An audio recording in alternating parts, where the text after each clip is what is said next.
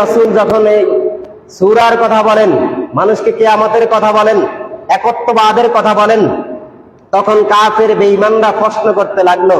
সাথে সাথে আল্লাহ এই সূরা নাজিল করে দিয়ে জানায় দিলেন, আপনি প্রত্যেকটাকে ব্যক্তিকে এই ঘোষণাটা শোনায়া দেন, তারা একে অপরকে জিজ্ঞাসাবাদ করবে কি সম্পর্কে।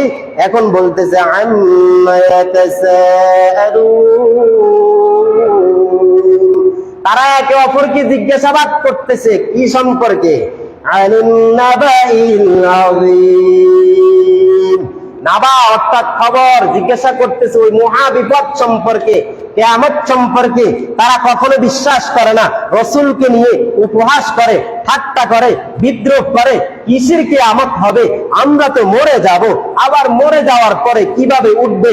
কেউ কাফিরদের মধ্যে কেউ কিয়ামতকে বিশ্বাস করে না। এরা একে অপরের সাথে মতানক্য পার্থক্য করে, দ্বন্দ্ব বিরোধ করে। কেউ বলে কিয়ামত আছে, কেউ বলে নাই। যারা বলে আছে তারা বলে সন্দেহান আছে, কিছু সন্দেহ লাগে, সামান্য থাকতে পারে, কিয়ামতের ময়দানে উঠবে।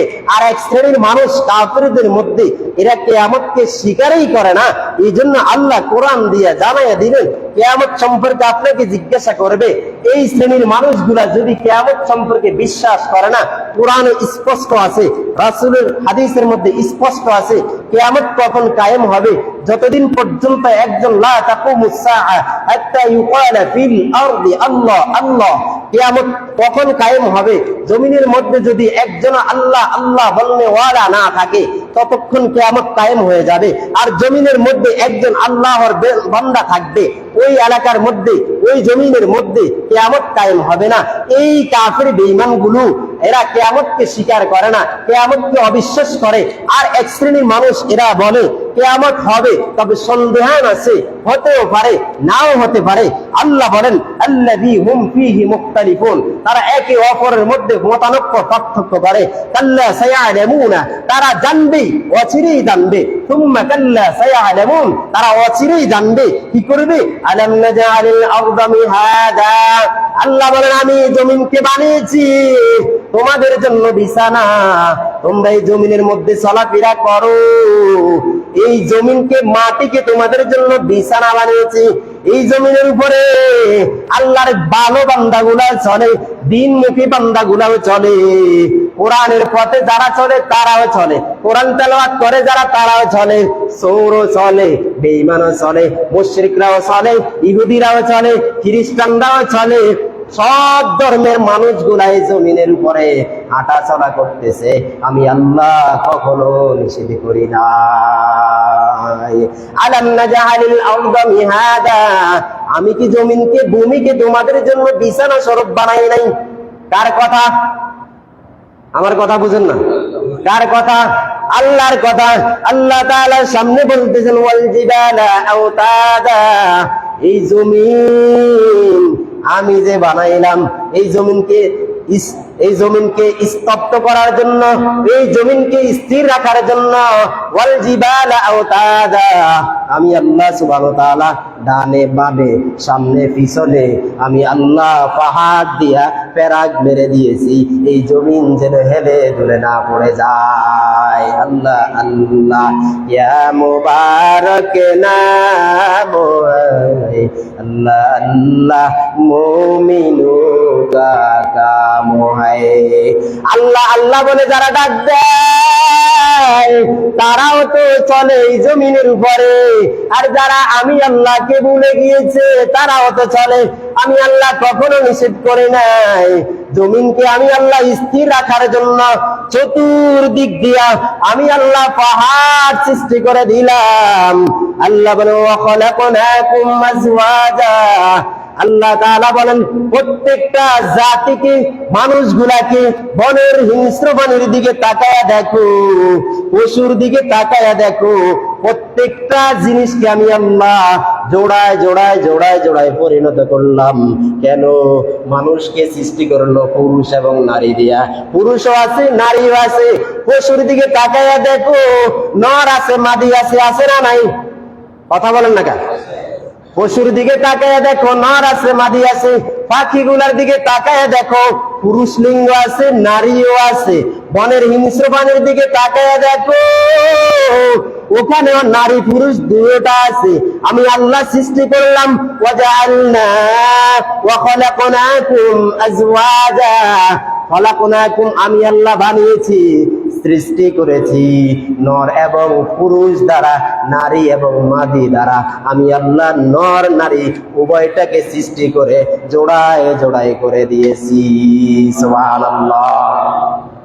প্রত্যেকটা প্রাণীর দিকে তাকায়া দেখেন, পুরলিঙ্গ আছে, স্ত্রীলিঙ্গ আছে।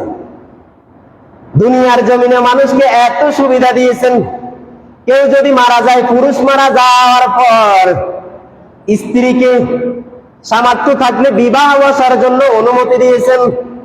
স্ত্রী মারা যাওয়ার পর পুরুষের আয় বৃদ্ধি সবকিছু যদি মিল মতো ঠিকঠাক মতো থাকে, বিবাহ করার জন্য অনুমতি দিয়েছেন। যদি জোড়ায় জোড়ায় না হতো, শুধু এক প্রকার হতো, শুধু পুরুষ হতো, পুরুষ মারা গেলে আর স্ত্রী থাকতো না, স্ত্রী যখন থাকতো শুধু এক প্রকার থাকতো। যদি নারী দিত, শুধু পুরুষ দিত না। নারী মারা যাওয়ার পর পুরুষ তালাশ করা লাগতো না, এই জন্য জোড়ায় জোড়ায় দিয়েছেন। একটা চলে যাওয়ার পর আরেকটা নেওয়ার সুযোগ আছে, তবে মত পার্থক্য আছে, জায়েজ সুরত আছে, মাসলা মাসাইল আছে। অভিজ্ঞ আলেমদের কাছ থেকে জেনে নাও। আল্লাহ রাসূল বলেন, তোমরা দুই প্রকার মাসআলা জেনে নাও। একটা হলো ফাজাইল আমল থেকে এগুলা শিক্ষা করো, আরেকটা হলো মাসাইল আমল। মাসাইল আমলগুলা হলো, ফাজাইল আমলগুলা মসজিদে মিম্বার থেকে প্রতিদিন ইমাম সাহেব তেলাওয়াত করে পড়ে পড়ে পড়ে পড়ে জায়েজ না জায়েজ, এগুলা হালাল না হারাম, সব কিছু শিখাইয়া দেয়। আর মাসাইলের এগুলা তোমরা উলামায়ে কেরাম থেকে খুঁজে খুঁজে খুঁজে খুঁজে তালাশ করে শিখে নাও। তোমাদের পথগুলা পরিষ্কার করার জন্য আমি আল্লাহ কোরআন দিয়েছি। সুবহানাল্লাহ।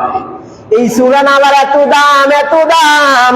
কেউ যদি সূরা নাবা তেলাওয়াত করে হাকিমের সামনে, বিচারকের সামনে দাঁড়ায়, আল্লাহর হাবিব বলেন ওই বিচারক তার কোনো ক্ষতি করতে পারবে না, তার কপালে যাই আছে আল্লাহ তাআলা তাই করে দিবেন।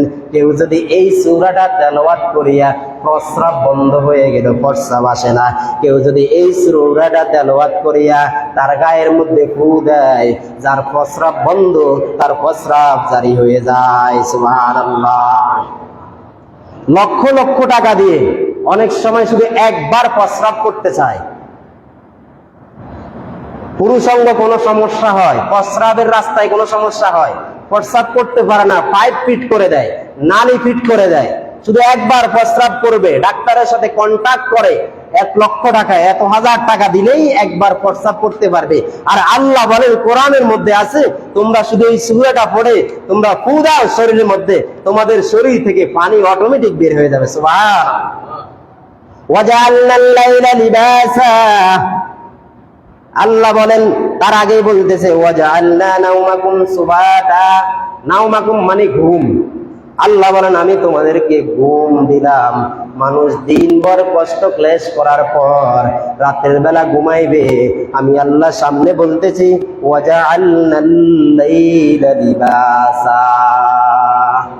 আল্লাহ বলেন মানুষগুলা দিনভর পরিশ্রম করে আর রাতের বেলা ঘুমানোর জন্য আমি আল্লাহ পুরা রাতটাকে ঘুমের পোশাক বানায় দিলাম। সুবহানাল্লাহ।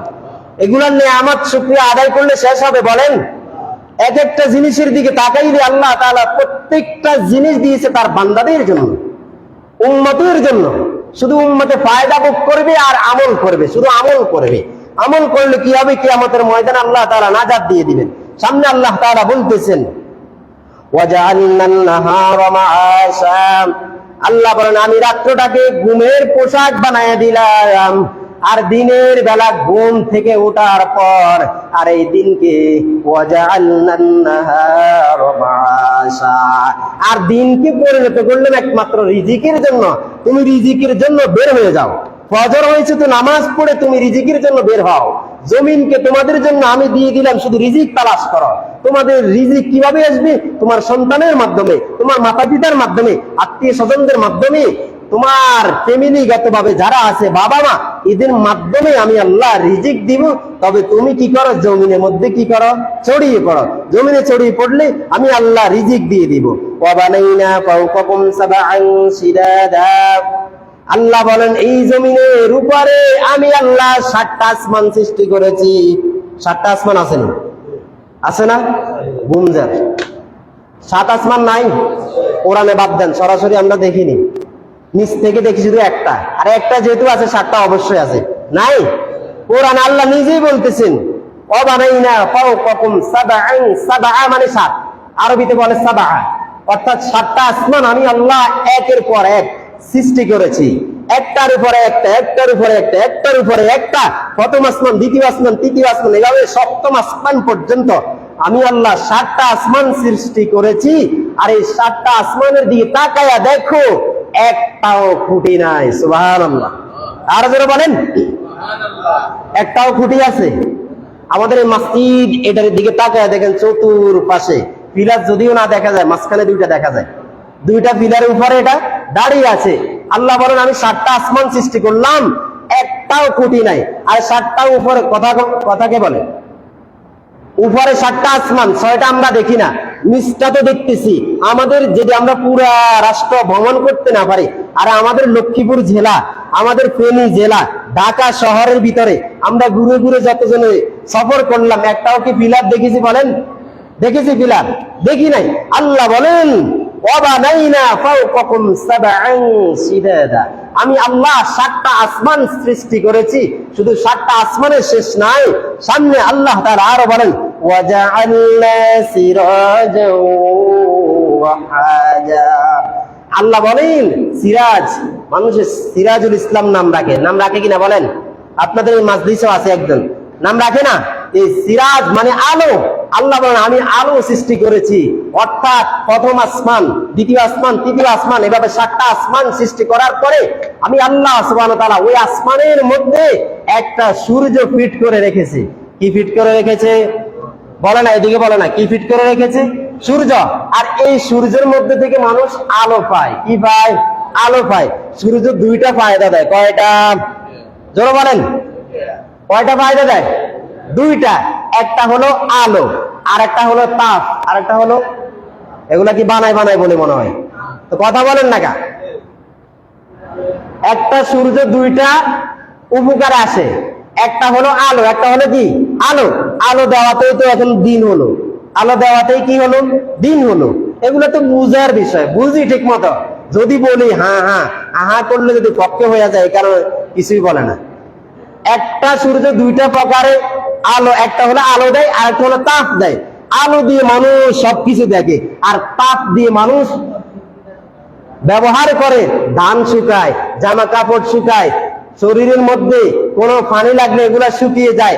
তাপ দিয়ে আল্লাহ তাআলা সব কিছু বান্দার জন্য উপকার আসে। বলে একটা হলো আলো দেয়, আলো দিয়ে মানুষ দেখে। আর রাতের বেলা মানুষ যে ঘুমায়, লেবাস বানাইছি, পোশাক বানাইছি, ঘুমে। এই জন্য চতুর্দিকে অন্ধকার করে দিয়েছি, সব কিছুকে নিস্তব্ধ করে দিয়েছি, আওয়াজবিহীন করে দিয়েছি, কোনো আওয়াজ নাই, শব্দ নাই। এটার নামই হলো অন্ধকার, মানে হলো রাত্র। এই রাত্রটা কেন দিলাম? আমি আল্লাহ বান্দাগুলাকে ঘুমানোর জন্য। কেমনে ঘুমাবে? কোনো আওয়াজ যদি না থাকে, বান্দা আরামে আরামে ঘুমাবে। আর যদি আওয়াজ হয়, মানুষের ঘুম ভেঙে যায়। এই জন্য আমি আল্লাহ সুবহানাহু ওয়া তাআলা এই আসমানের মধ্যে সূর্য ফিট করে দিয়া দিন বানাইয়া দিলাম, আর রাত্র বানাই দিলাম পোশাক দিয়া, অর্থাৎ ঘুমের পোশাক। বান্দা ঘুমাবে। সামনে বলতেছে ওয়ানজালনা মিনাল মুসিরাতি মাআন সাজ্জাজা, আমি আল্লাহ মেঘমালা থেকে পানি তৈরি করি, ওই পানি থেকে ফল ফলন তৈরি করি। ফলের দিকে তাকায় দেখেন, এখন বর্তমান জামানায় এই সময়ের মধ্যে প্রত্যেকটা বাজারে বাজারে লিচু আছে না নাই? আছে না? এই লিচুটা যখন আপনি উপরে ঢাকনাটা ভাঙবেন, প্রথম ভাঙার পরে পানি আছে না নাই? এটা কিতাবের মধ্যে লিখেছে। আমি এগুলা আলোচনাগুলো আমি দেখার পরে নিজে মোতালা করে তারপরে এখানে বলতেছি, বানোয়াট কোনো কথা নয়। এই যখন লিচুর আপনি প্রথম ঢাকনাটা ভাঙবেন, পানি আছে না নাই? আছে। আপনি আমটা কাটার পরে পানি আছে না নাই? আছে। কাঁঠালটা ভাঙার পরে পানি আছে না নাই? আছে। এভাবে প্রত্যেকটা ফলকে আল্লাহ তাআলা